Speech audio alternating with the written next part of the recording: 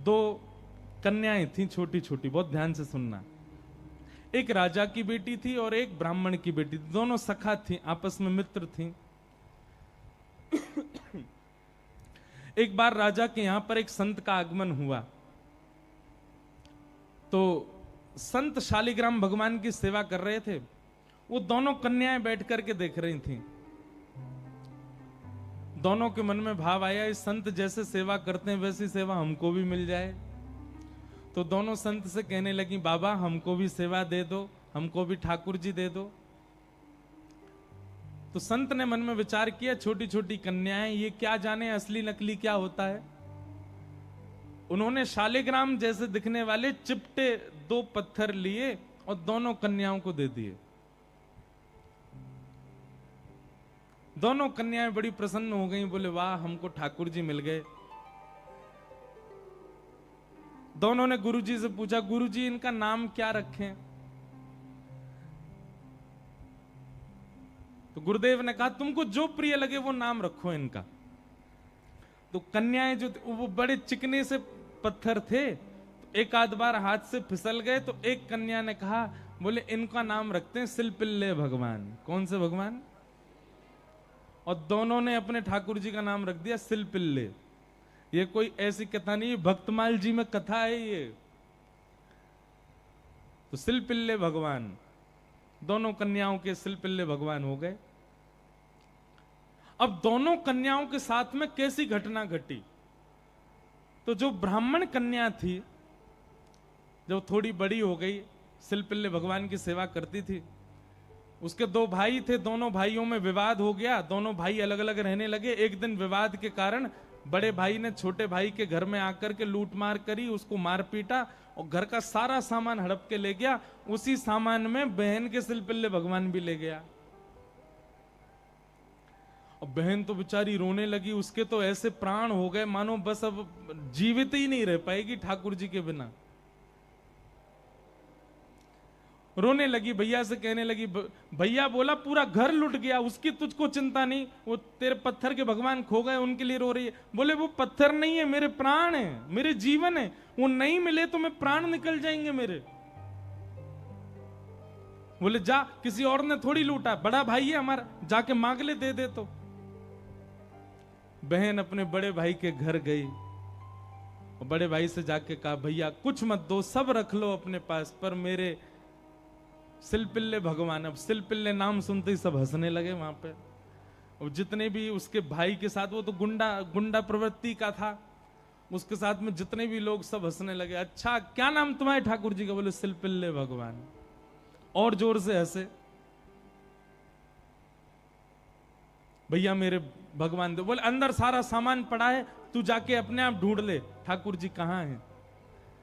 अंदर जाने लगी तो एक जो उसके भाई का पूरा गैंग था, उसमें से एक बोला, अगर तेरी इतनी भक्ति है कि तू अपने भगवान के बगैर नहीं रह पा रही, तू यहीं खड़ी खड़ी बुला ले, तेरे ठाकुर जी अपने आप ही निकल के आ जाएं।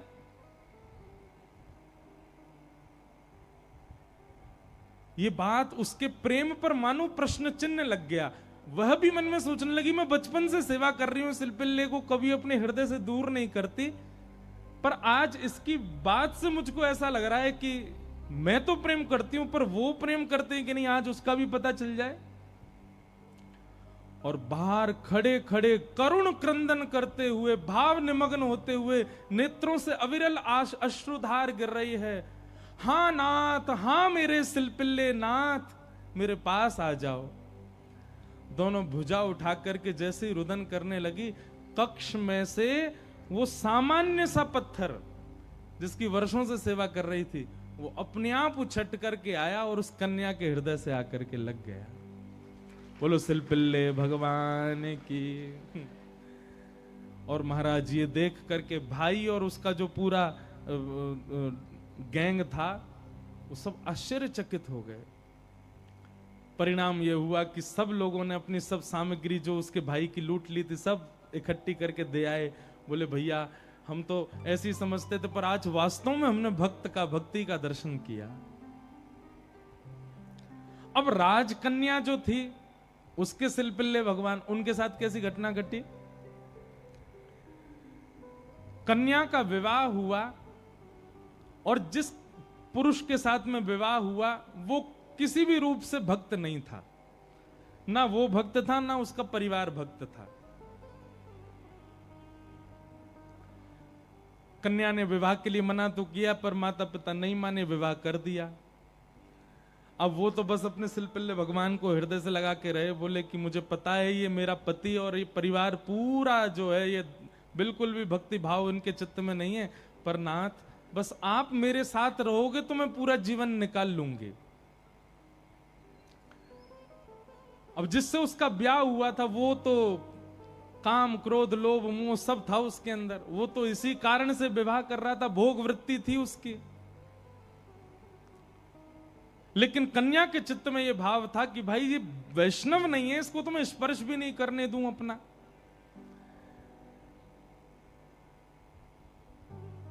रात्रि में चर्चा कर रहा था पत्नी से, बातें करने लगा, बातें करते करते और उसने कहा ये क्या है तुम्हारे हाथ में? बोले ये मेरे भगवान है, सिलपिल्ले भगवान। सिलपिल्ले नाम सुनते ही इतना हंसा, हंसते हंसते बिस्तर से गिर गया। बोले कौन है? सिलपिल्ले भगवान। बोले आप हंसिए मत, ये मेरे ठाकुर जी हैं, मैं बचपन से इनकी सेवा करती हूं। अच्छा ठीक है, रखो इनको अपने पास। लेकिन वो उनको दूर करना चाह रहा था, बार बार लेकर के हटाना चाह रहा था। और वो राजकन्या कस के पकड़े, बोले नहीं आप इनको मुझसे दूर मत करो, ये मेरे प्राण है, ये अगर दूर हुए तो मैं प्राण त्याग दूंगी। 1 दिन 2 दिन 4-5 दिन बीत गए, लेकिन वो ऐसे ही रहे, सिलपिल्ले भगवान को हृदय से लगा के रहे। उसका यही था कि मैं पूरा जीवन इनके साथ नहीं रह सकती, पर आप रहोगे तो मैं रह लूंगी। एक दिन उस राजकुमार को क्रोध आया और उसने जब हट पूर्वक हाथ हटाए और वो सिलपिल्ले भगवान को खींच करके और बाहर एक सरोवर था, सरोवर में फेंक दिया। जैसे ही सरोवर में फेंका वो राजकन्या वहीं मूर्छित होकर गिर पड़ी। पूरा परिवार इकट्ठा हो गया, सब लोग सोचने लगे, बोले अरे ये क्या हो गया, इसके कहीं प्राण ना निकल जाएं, पूरे गांव में हमारी निंदा होगी, इसके पिताजी बहुत बड़े राजा हैं, हमको कारागृह में डाल देंगे। क्या किया तूने? बोले कुछ नहीं, पत्थर लगाए, बैठी रहती थी, मैंने फेंक दिया तो नाटक कर रही है मूर्छा की। खूब प्रयास किया लेकिन होश में नहीं आई। जैसे तैसे होश में आई, वैद्य के बुलाने के बाद उठते ही मेरे सिलपिल्ले कहां हैं, मेरे सिलपिल्ले कहां हैं। गोताखोरों ने जाकर के पूरा सरोवर ढूंढ लिया लेकिन ठाकुर जी नहीं मिले। अंत तो गत्वा वही सरोवर के किनारे आकर के बैठ गई और रुदन करते हुए बोली, हे मेरे सिलपिल्ले नाथ, यदि मैंने वास्तव में बाल्यकाल से आपको अपना प्रियतम मान करके भेजा हो, आपकी निष्ठा से सेवा की हो, तो आप कृपा करके मेरे पास आ जाना। और यदि आप मेरे पास नहीं आए तो मैं एक क्षण और चिंतन नहीं करूंगी, तुरंत अपने प्राणों का परित्याग कर दूंगी। उसका पूरा परिवार खड़े होकर के देख रहा था। जैसे ही उसने कहा कि हे नाथ, यदि आप नहीं आए तो मैं प्राण त्याग दूंगी, ये बात कहते ही हाँ नाथ, हाँ नाथ, हाँ नाथ करुण क्रंदन करने लगी। तुरंत सरोवर में से अपने आप सिलपिल्ले भगवान निकल करके आए और उसकी छाती से आकर के लग गए। और ये दृश्य देख करके परिवार पूरा जो था वो तो नतमस्तक हो गया और उस कन्या को वापस उसके घर ही छोड़ आए। बोले भैया ये इतनी ऊंची श्रेणी नहीं है हमारी कि हम इसके साथ रहें, हमसे अपराध बनेगा यदि हम इनको अपने पास रखेंगे। तो ये तो हमारी कोई गुरु स्वरूपा है। प्रीति, अरे सामान्य से पत्थर को उन्होंने भगवान मान लिया और ठाकुर जी उसमें भाव।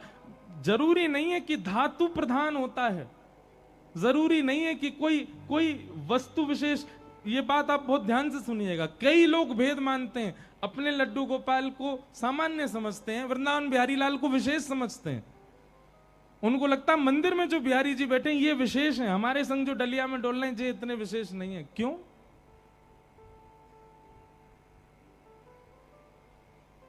ये भेद दृष्टि मत रखो। वो बिहारी जी जितने श्रेष्ठ हैं उतने ही श्रेष्ठ आपके ठाकुर जी हैं। ये विश्वास प्रगाढ़ रखो अपने ठाकुर जी के प्रति, ये भाव प्रगाढ़ रखो। तो भैया संसार में हर वो वस्तु चली जाएगी आपसे दूर जिसको आप स्नेह भरी दृष्टि से देख लोगे। इसलिए स्नेह भरी दृष्टि से देखना है तो केवल ठाकुर जी को, उनकी लीला को, उनके धाम को, उनके प्रसाद को और उनके जनों को ही देखो। और या फिर जिससे स्नेह हो रहा हो, चाहे वो पुत्र हो, पुत्री हो, माता हो, पिता हो, मित्र हो, यार हो, कोई भी हो, उसको भगवत भक्त बनाओ। क्योंकि भगवत भक्त बनने के बाद उससे स्नेह हो तो भी वो स्थिर तो रहेगा।